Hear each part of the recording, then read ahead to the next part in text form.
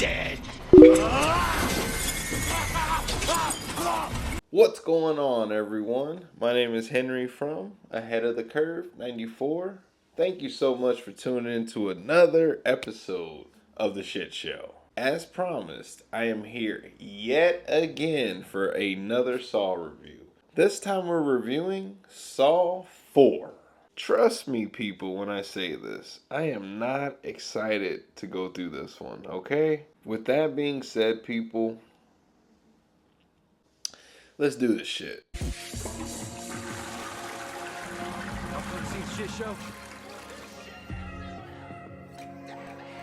Alright, people, Saw 4. The film picks up where the previous film left off, with the death of John Kramer. However, it is revealed that John had planned for his death and left behind a series of recordings and clues that would lead investigators to his final game. Which, by the way, bullshit, people. This is far from the final game.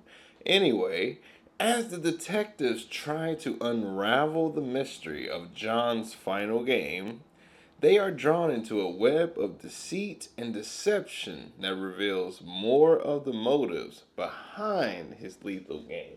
First thing first, I did not like this movie when it was new, okay? Going into this rewatch, I was dreading this shit. I'm just gonna be real. This has one of the most memorable and, dare I say, iconic openings of all time. Specifically in this series, okay? How do I get into this? Jigsaw's autopsy is how we open this film. Yes, people, Tobin Bell comes back after getting his throat slashed in the last one.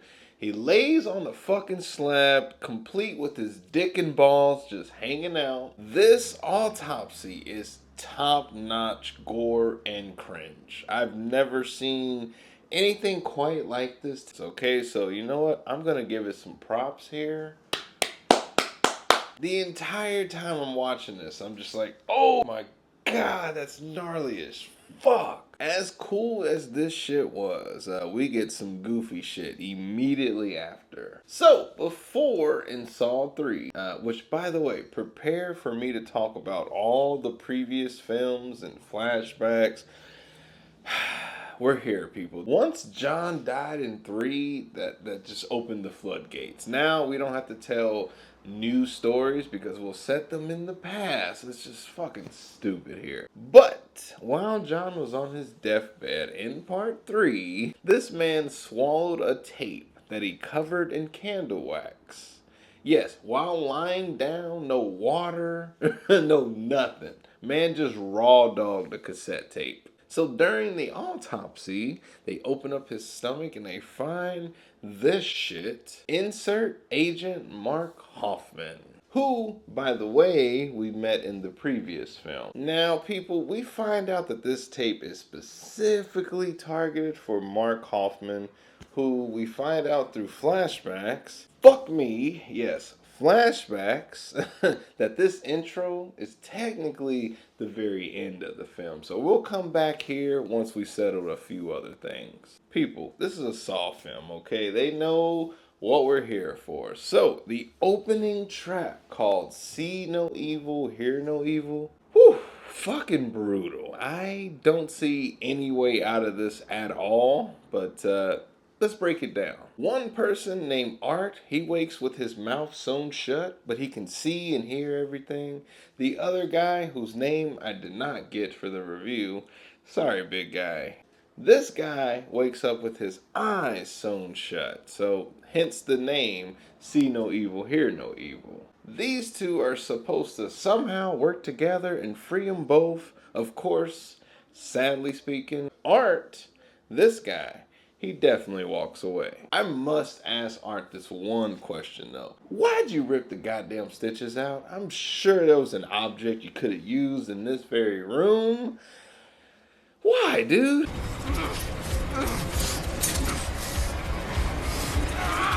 Whatever. We cut to Rig. Yes, people, I set it up properly in the Saw 3 review. that we were not done with Officer Rig. Once again, people, we see him and his SWAT team breaking into a Jigsaw location, securing it, locking it down, and clearly he's following some kind of trail. Hoffman, by the way, is also here, for the record. This is where Carrie in Saw 3, unfortunately, this is where she met her end. Who the fuck put a goddamn rat in her rib cage? Come on, man. Why y'all doing her dirty like this? Come on, man.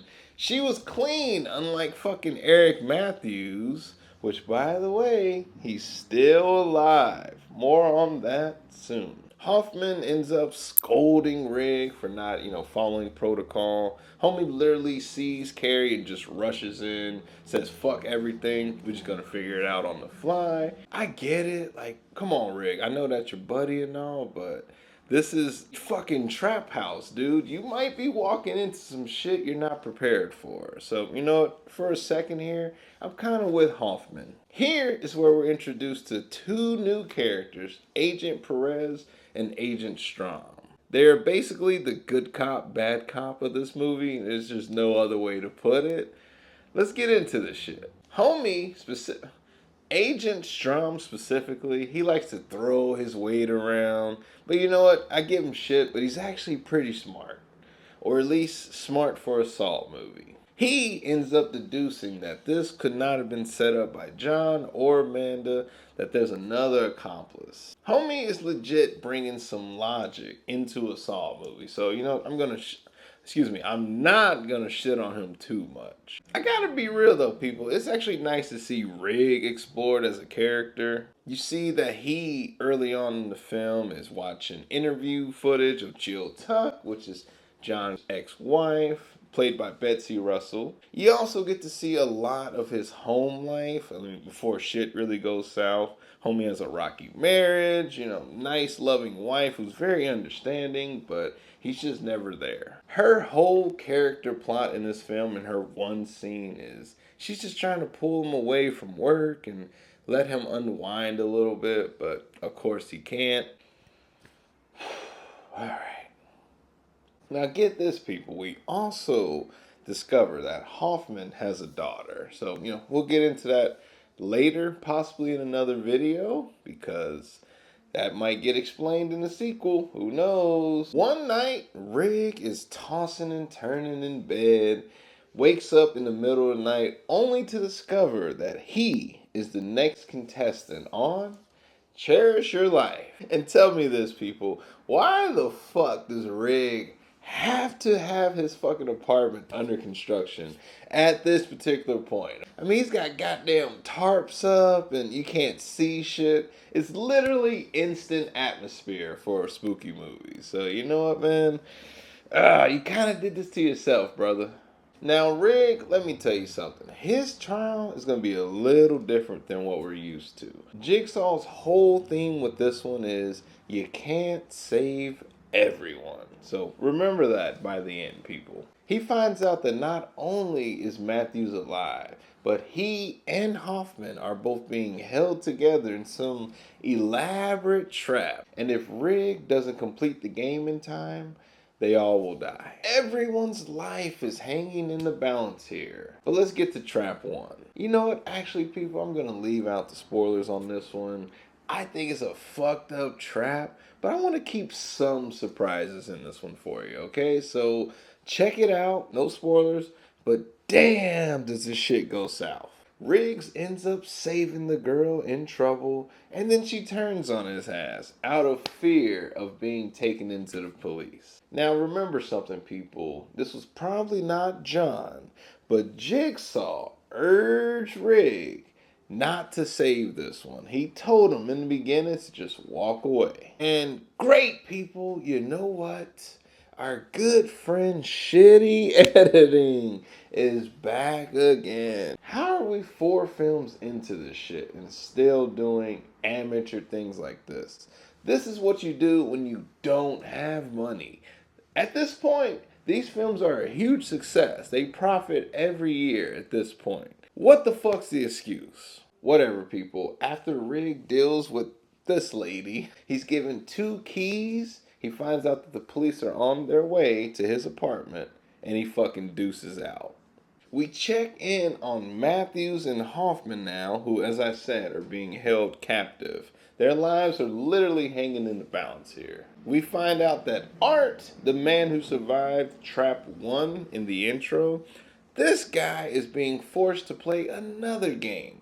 Kind of like Zepp in Saw 1. You assume that he's an accomplice, and then you find out that he's not at all. He's being forced to. It's a fucked up concept. Needless to say, this looks like it sucks for all parties involved. I mean, I don't really know who's got it worse. Also, we end up getting more flashbacks on Donnie Wahlberg's Eric Matthews character. I gotta be real, people. I didn't need any of this right here. We understand he was taken captive and he's been held ever since.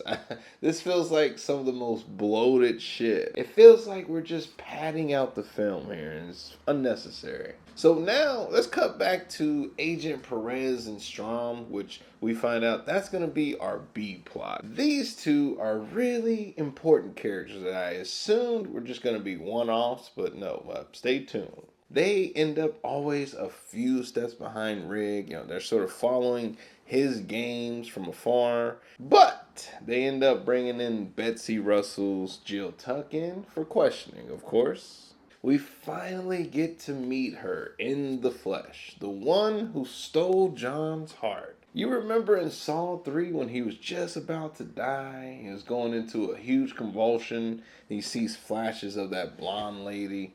This is who he was fantasizing about. Don't worry, we'll come back to her in just a few moments. Let's check in on Rig, who's setting up for trap number 2. He goes to some shitty rundown hotel that if you're there, you can't be doing legal shit. There's just no way around it, okay? This is where you go to cheat on your fucking wife, your husband. This is the kind of hotel where you go to have group sex and then no one calls each other afterwards. I gotta be real though, people. This one is kind of getting inventive. Rig's whole thing is now he has to help Jigsaw setting up the next trap. This spins everything on its head because now Rig has to do the dirty work and he has to set up the victim for his own next trial. Okay, this one, yeah, it's pretty cool. Homie puts on that iconic pig mask and he has to kidnap a person who, well, you know what? Let me put it in YouTube safe terms. He is what they call, it's a word that rhymes with rapist. So yeah, don't feel too bad for this person. Once again, people, I'm not going to mention the specifics of the trap because I think this one is really fucked up, okay? So I'm just going to put it simple. Rig completes the task that he was assigned, puts the person in the trap, and then he gets to walk away. In the parts that I skipped, some brutal shit went down. But I want to touch on something, people. Let's get back in on Jill Tuck, Agent Perez, and Agent Strom. Let's see what they're up to. Jill Tuck is still being questioned. We get a shitload of John and Jill's flashbacks back in the happier days when everything was A-okay. My problem is these flashbacks go so far back that we're way past even the first film. All of these goddamn unplanned sequels are just... This is going to be a continuous theme for the next couple movies, okay? I'm just going to keep it real. Together, those two had a rehab facility. It's one of the many buildings that they owned. We meet a character named Cecil, who's an addict at the facility, who gets into a fist fight with Gus, who's in Saw 2, in case you didn't know. He also appears in Four Brothers with Lyric Bent and Donnie Wahlberg's brother, which I already got into in a previous video. Cecil is a huge piece of shit, people, okay? This, honestly, is one of those people that are just far beyond saving. So, you know, he gets his ass beat, gets kicked out of the rehab facility. Unfortunately, people, he left his jacket in all the chaos. Yeah, people, so that same night, he comes back after hours, approaches Jill like, hey, please let me in, let me get my jacket. Of course, it's all bullshit because he ends up robbing the joint. Worse than that, I mean, it's bad enough that he's holding her by knife point and all that, threatening her life. The worst shit happens, okay? I didn't mention it yet, but Jill is very pregnant at this point, okay? She is getting ready to pop. If I'm not mistaken, I think she was like 7 months or so, so she's really late into the process. Man, people, all right. So she's, scared. She's watching through a door, trying to make sure Cecil isn't coming. Of course, he runs through it, and he ends up pinning her between the wall and the door, therefore crushing the baby.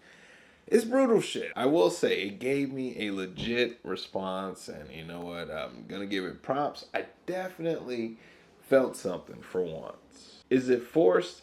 Fuck yes. Also, in that same flashback, we meet Addison, who again was in Saw 2. It turns out she was a bit of a streetwalker who approaches John. He, of course, tries to send her in the right direction, but we know where this ends up. I mean, watch Saw 2 or watch my review, which is currently on right now. I need to address a huge complaint I have with this movie. Why the fuck isn't Rig wearing any gloves or anything to protect his identity? He knows this shit's gonna get found. And guess what, dude? It looks like you're the one committing all this shit. Homie is not thinking clearly because at any moment he could be turned into the fall guy. So, that's a huge complaint I have with this movie. Homie's smart until he's not. Warning people, there's a shitload of exposition coming ahead here. So, we find out that Perez and Strom are now on Jigsaw's shit list. Also, we find out that Hoffman and Art, two of the three men in that room, they know each other. So does Rig, by the way. It turns out that Art is a lawyer of some sorts. Back in the day, he defended this guy who was up for, domestic abuse against his wife and his kid. Of course, there was no witnesses, so the guy got to walk away. And thus, we come to Riggs' third trial at the school where the shit went down. So now, people, we have the abusive dickhead dude and his wife. And these two are tethered together. This entire thing is set up to spare the wife and kill the husband. This is her one chance to break free. And you know what? She really doesn't in the end. Man, but for anyone going through domestic issues, I imagine that this was therapeutic in some way. Later on, Agent Perez and Strom stumble upon the crime scene. Agent Perez gets hit with some shrapnel. Yes, people, the mascot is here. This version of Billy is just a trap, okay? It's used compressed air and just explodes its face onto Perez. It's all a trap, people, okay? He's just fucking with them. So she's out for now, but she is alive. We are constantly cutting back to all the plot points here. So at this point, I believe Art reveals that if Rig passes the game, all four of them will be released. So, stakes are goddamn high. And before we get to the real climax of the movie, we get a little bit of backstory with John and Cecil. John, of course, gets his revenge on Cecil. We get one of the more cringy lines from Tobin Bell. I know it's not his fault, man, but this character is fucked up. He technically doesn't kill Cecil, but he puts him in a position to where he will most likely die, which he does. It's goddamn ridiculous though, because John kidnaps Cecil while he's out and about in the broad daylight during a festival. The entire crowd is surrounding them, and I guess his old ass has to carry some. Does it make sense? No. Cecil's game is short and sweet. I mean, he breaks out of the trap, and then his ass gets hit with the old matador. I mean, Olay, bitch. Fucking yeah! Olay, bitch. But hey, people, let's check in on Rig, who is ready for his final test. He arrives at the warehouse where Art, Matthews, and Hoffman are being held with just minutes before his timer runs out. But from their perspective, He's too early. This is some sick shit. So Rig thinking he's running out of time. The other three are like, oh, no, you don't. Oh, no, no, no. You gotta wait. Damn it, people. Riggs opens the door with moments to spare, right? He gets shot by Matthews, who, once again, those two are buddies. But Matthews doesn't know who the fuck that is at the moment. He's just trying to protect himself and live. So yeah, Riggs is shot by Matthews. Riggs ends up shooting Art. Matthews gets his head crushed by falling ice blocks, and that leaves Hoffman to be electrocuted. Like, oh man, this is fucked up, people. We were so close to getting a happy ending. All the while that's happening, people, Strom arrives at that very warehouse, chasing after Rig. He gets there only to find out that it's a different warehouse. This is where Saw 3 took place. Yes, people, do you remember all those questions you had at the end of Saw 3? Get ready for some of them to be answered. Now, this is some lazy ass bullshit, people. This is clearly inserted after the fact.